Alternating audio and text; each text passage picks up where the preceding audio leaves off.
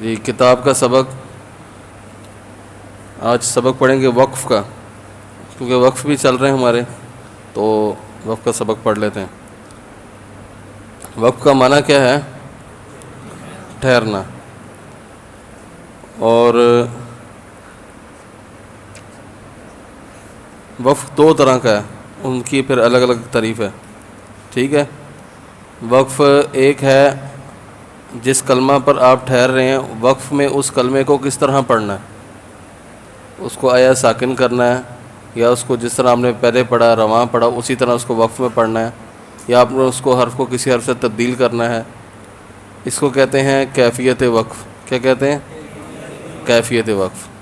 ایک ہوتا ہے محل وقف، کہ آپ تلاوت کر رہے ہیں تو تلاوت کے درمیان میں آپ نے کہاں رکنا ہے، معنی کہاں پورا ہو رہا ہے، کہاں معنی اچھا پیدا ہو رہا ہے، کہاں مناسب معنی ہے، کہاں معنی خراب ہو رہا ہے آپ کے وقف کرنے سے، تو اس کو کہتے ہیں محل وقف۔ جی مطلق ٹھہرنے کو تو وقف کہتے ہیں۔ تو ہم دونوں قسمیں پڑھ لیتے ہیں۔ کیفیت وقف کی 5 قسمیں۔ کتنی قسمیں ہیں؟ 5 قسمیں ہیں۔ پہلے ان کے نام لکھ لیں، پھر ہر ایک کی تعریف عرض کر دوں گا۔ نمبر 1 وقف بالاسکان، نمبر 2 وقف بالابدال، نمبر 3 وقف بالسکون، نمبر 4 وقف بالاشمام، نمبر 5 وقف بالروم۔ وقف بالاسکان کسے کہتے ہیں؟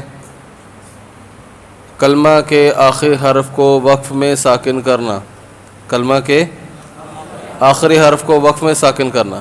جیسے امین نورانی کہتے میں کیا پڑھا آپ نے؟ یحظ وقف، ہاں پیش والی حرکت تھی اس کو ساکن کر دی، یحظ، جی تو یہ کیا ہے وقف؟ وقف بالاسکان۔ یہ وقف بالابدال، 2 زبر کلمے کے آخری حرف کو وقف میں تبدیل کرنا، کلمے کے آخری حرف کو وقف میں تبدیل کرنا۔ جیسے جنتین، وقف جنہ، تو یہاں پر گولتا کو ہا سے بدل دیا، اور 2 زبر کی تنوین کو الف سے بدلنا، ٹھیک ہے۔ اس کی مثال کیا ہے یہ سبق میں؟ جی چلو آبادا، آبادن سے آبادا، 2 زبر کی تنوین کو الف سے تبدیل کر دیا۔ اور تیسرے نمبر پر کون سا وقف لکھوایا؟ وقف بالسکون، کلمے کا آخری حرف وقف میں پہلے سے ہی ساکن ہو، کلمے کا آخری حرف وقف میں پہلے سے ہی ساکن ہو۔ اس کی مثال استاد نے بتایا تھی، تبلا السرائر، تبلا وقف کریں گے تب بھی تبلا، اور روضو وقف روضو، ٹھیک ہو گیا۔ تو یہ وقف کون سے ہیں؟ وقف بالسکون۔ فحدث وقف، وقف بھی اسی طرح وقف بالسکون۔ وقف بالاشمام، کلمے کے آخری حرف کو ساکن کرنے کے بعد ہونٹوں سے پیش کی طرف اشارہ کرنا، ہونٹوں سے پیش کی طرف اشارہ کرنا۔ اور یہ وقف صرف پیش میں ہوتا ہے۔ کس میں ہوتا ہے؟ پیش میں ہوتا ہے۔ جیسے نستعینو ہے نا، ایاک نعبد و ایاک نستعین ہوا، نستعین، بس کوئی آواز نہیں ہے، حرف ساکن کر دیا، بغیر آواز کے پیش کی طرف اشارہ کرنا ہے بس، کہ یہاں پر پیش ہے۔ وقف بالروم، کلمے کے آخری حرف کو، کلمے کی آخر حرف کی تھوڑی سی حرکت پڑھنا، کلمے کے آخر حرف کی تھوڑی سی حرکت پڑھنا۔ اس کی اور یہ وقف 2 حرکتوں میں ہوتا ہے، پیش میں بھی ہوتا ہے اور زیر میں بھی ہوتا ہے۔ کس طرح پڑھیں گے؟ نستعین، ہاں نو پوری حرکت نہیں، نو ہلکی سی حرکت پڑھیں گے۔ الرحمن الرحیم، تھوڑی سی حرکت پڑھیں گے، می ہلکی سی۔ تو یہ ہوتا ہے وقف بالروم، تھوڑی سی حرکت پڑھنا۔ جی یہ کیفیت وقف کی 5 قسمیں ہیں۔ محل وقف کی 4 قسمیں ہیں۔ جی ایک قسم جہاں مضمون مکمل ہو جائے، ایک بات آپ نے شروع کی اور وہ بات پوری ہوگی. امام صاحب نے بیان شروع کیا وہ ما علینا الا البلاغ تک پہنچ گئے, مضمون پورا ہو گیا نا, ایک مضمون پہ بیان کرنا تھا, مضمون پورا ہو گیا. ٹھیک ہے, اس کو کہتے ہیں وقف تام. کیا کہتے ہیں؟ وقف تام. جیسے قرآن پاک میں اس کی مثال ہے وَأُولَئِكَ هُمُ الْمُفْلِحُونَ. الف لام میم سے جو اللہ پاک نے بیان شروع کیا, ایک موضوع یہاں پر مکمل ہو گیا ایمان والوں کا. پھر ان الذین کفروا سے شروع کیا 2 آیتوں کے بعد وَلَهُمْ عَذَابٌ عَظِيمٌ پر دوسرا مضمون مکمل ہو گیا. پھر ان اللہ علی کل شیء قدیر دوسرے رکوع کے آخر پر تیسرا مضمون مکمل ہو گیا. تو یہ مضمون مکمل ہوتا جا. تو یہ یہاں پر وقف کون سے ہیں؟ وقف تام. اس کا حکم بھی آگے لکھ لیں کہ جہاں یہاں پر وقف کریں گے ایسی جگہ پر تو وقف کرنے کے بعد آگے سے پڑھیں گے, پیچھے سے ملانے کی ضرورت نہیں ہے. ٹھیک ہے. دوسرا وقف جہاں پر جملہ تو ختم ہو مگر مضمون ابھی ختم نہ ہو. جملہ تو ختم ہو گیا لیکن مضمون ختم نہ ہو. اس کی مثال وَمِمَّا رَزَقْنَاهُمْ يُنْفِقُونَ. ٹھیک ہے.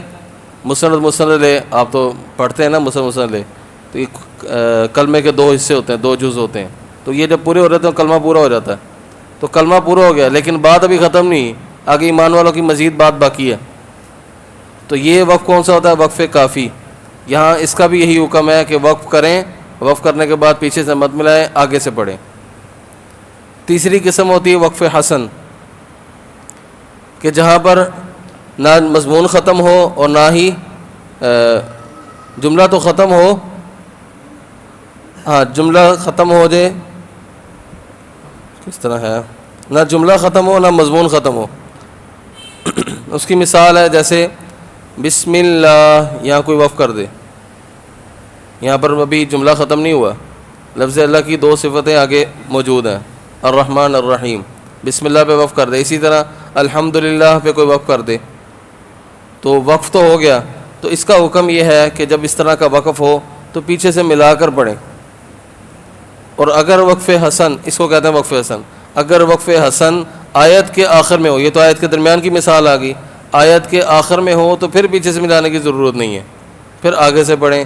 جیسے الحمدللہ رب العالمین, یہاں پر آپ نے وقف کر لیا, تو آگے الرحمن الرحیم کس کی صفات ہیں؟ اسی پچھلی آیت کے اندر موجود لفظ اللہ کی, اسی آیت میں جو لفظ اللہ موجود ہے اسی کی صفات ہیں آگے. تو ابھی یہاں پر آیت ختم ہوگی تو اب پیچھے سے ملانے کی ضرورت نہیں ہے, آگے سے پڑھیں گے. تو یہ وقف کی 3 قسمیں ہیں. اچھا, اس میں وقف کی ایک اور قسم بھی ہے, وہ وقف ہے وقف کبیح. یعنی ایک تو وقف تام تھا, بہت اچھا معنی پیدا ہو گیا, ایک وقف کافی تھا, ایک وقف حسن تھا. وقف حسن کی 2 صورتیں بھی عرض کی اور اس کا حکم بھی عرض کر دی. ایک ہوتا ہے وقف قبیح, کہ آپ نے تلاوت شروع کی اور ایسی جگہ پر وقف کیا کہ نہ اس کا سر پتہ لگا نہ پیر پتہ لگا, جملے کے درمیان میں عجیب سا اور معنی خراب پیدا ہو گیا. جیسے کوئی تلاوت کرتا ہے لقد سمع اللہ قول الذین قالوا ان اللہ فقیر, یہاں پر وقف کر دیتا ہے. ٹھیک ہے. تو ایسے وقف پر, ایسی جگہ پر وقف نہیں کرنا. اچھا, یہاں پر وقف کیا تو معنی خراب پیدا ہو گیا. اس کا حال یہ ہے کہ پیچھے سے کسی صحیح جگہ سے ملا کر پڑھ لے. اب پیچھے سے اگر کوئی وقف غلط کرے تو اس کا حال یہ ہے کہ صحیح جگہ سے ابتدا کر لے, صحیح جگہ سے اعادہ کر لے. اور اگر کسی نے ان اللہ فقیر سے پھر شروع کیا تو ابتدائی خراب ہوگی. تو کہاں سے پڑھیں گے؟ قالو سے پڑھیں گے. ٹھیک ہے, ان اللہ سے نہیں پڑھیں گے, قالو سے پھر سٹارٹ کریں گے. تو اس طرح وقف کا معنی کے ساتھ بہت دخل ہوتا ہے. اس کی مثالیں قرآن پاک کے آخر میں بھی درج ہیں کہ انسان کوئی بات کہتا ہے, اس کا بات کرنے کا جو وقف ہوتا ہے اس کا وہ غلط ہوتا ہے, بات کچھ کی کچھ سمجھ آ جاتی ہے. جیسے کسی کو کہنا ہو کہ اٹھو مت, ٹھیک ہے, کھڑا نہیں ہونا, اب چھٹی ہونے کا ٹائم ہوا, آپ دیکھیں ٹائم ہو گیا جی, ہم نے جانے کا ٹائم ہوا, اب میں کہوں اٹھو مت بیٹھو, یا اگر وقف اٹھو مت یہاں وقف کر لوں. ایک ہے اٹھو مت بیٹھو, یہ 2 الگ الگ وقف ہیں, تو دونوں سے الگ باتیں سمجھ آئیں گی. تو وقف معنی کے اعتبار سے وقف کرنا, اگر خود پتہ نہ ہو تو قراء اکرام نے لکھا ہے کہ کسی جس کو معنی معلوم ہو, مولانا صاحب ہوں, قاری صاحب ہوں, ان سے پوچھ لیں. اور الحمدللہ ہمارے ادارے کے اندر تو باقاعدہ اساتذہ جو چھوٹے بچوں کو مطالعہ دیتے ہیں تو وقف کا نشان لگاتے ہیں کہ آپ نے یہیں وقف کرنا ہے. پھر اعادہ کہاں سے کرنا اس کا بھی نشان لگتا ہے تو اس طرح آپ اگر خیال کریں گے تو انشاءاللہ معنی خراب نہیں ہوگا، اور بچے کو جب آپ وقف یاد کرا دیں گے، اس کا پابند کریں گے تو وہ معنی خود بخود ٹھیک بنے گا اور اچھا قرآن پڑھے گا۔